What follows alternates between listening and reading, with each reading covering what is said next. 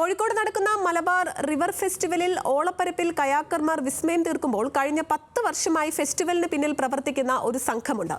മഴവെള്ളം കുത്തിയൊലിച്ചു വരുന്ന ഇരുവഞ്ഞിപ്പുഴയിലും ചാലിപ്പുഴയിലും കയാക്കിംഗ് റാമ്പുകൾ തയ്യാറാക്കുന്ന കോടഞ്ചേരി സ്വദേശി മധുവും സംഘവും.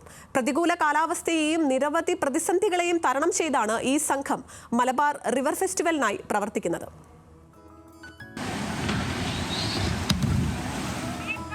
കോഴിക്കോട് പുലിക്കയത്ത് നടക്കുന്ന ദക്ഷിണേന്ത്യയിലെ ഏറ്റവും വലിയ വൈറ്റ് വാട്ടർ കയാക്കിങ്ങിന് 10 വർഷത്തോളമായി കയാക്കിംഗ് റാമ്പുകൾ തയ്യാറാക്കുന്നത് കോടഞ്ചേരി സ്വദേശി മധുവിന്റെ നേതൃത്വത്തിലുള്ള 8 അംഗ സംഘമാണ്. പ്രതികൂല കാലാവസ്ഥയിലും ഇരുവഴിഞ്ഞിപ്പുഴയിലും ചാലിപ്പുഴയിലുമായി 2 ആഴ്ച കൊണ്ട് സംഘം റാമ്പുകൾ തയ്യാറാക്കും.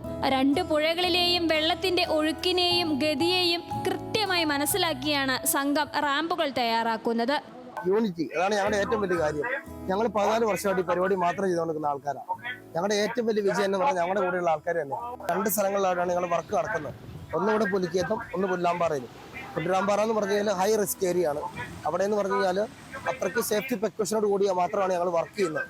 റാമ്പ് തയ്യാറാക്കുന്നത് കൊണ്ട് മാത്രം അവസാനിക്കുന്നില്ല. മത്സരങ്ങൾ കഴിയുന്നതുവരെ റാമ്പുകളുടെ സമീപത്ത് തന്നെ ഉണ്ടാകണം. ഓരോ മത്സരം കഴിയുമ്പോഴും റാമ്പുകളുടെ ഫിറ്റ്നസ് ഉറപ്പുവരുത്തുന്ന ഉത്തരവാദിത്തവും മധുവിനും സംഘത്തിനും തന്നെ. മൾട്ടിവുഡ്, സ്ക്വയർ പൈപ്പുകൾ എന്നിവയാണ് റാമ്പിന്റെ നിർമ്മാണ വസ്തുക്കൾ. മത്സരത്തിൽ വിദേശ പ്രാദേശിക കയാക്കർമാർ അഭിനന്ദനങ്ങൾ ഏറ്റുവാങ്ങുമ്പോൾ ഇതിനു പിന്നിൽ പ്രവർത്തിച്ച മധുവും സംഘവും അടക്കമുള്ളവരും കയ്യടി അർഹിക്കുന്നു. ന്യൂസ് മലയാളം, കോഴിക്കോട്.